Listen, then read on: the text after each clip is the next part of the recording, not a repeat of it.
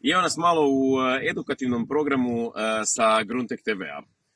Na Gruntek TV-u danas objašnjavamo osnovnu pripremu zemlje, odnosno što se radi na ovoj oranici u polju prije nego što ona postane, ajmo to reći, Gruntek.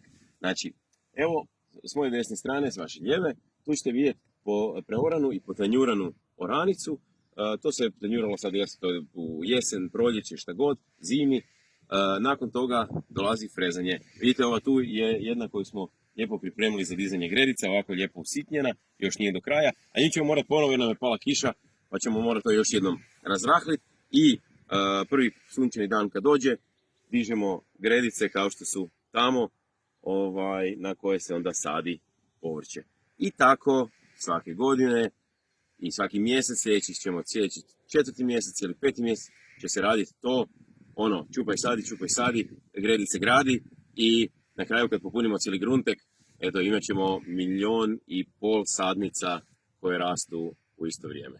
Eto, nadam se da ste nešto naučili, da vas nisam baš ugnjavio s dosadnim stvarima. Pratite i dalje Gruntek TV.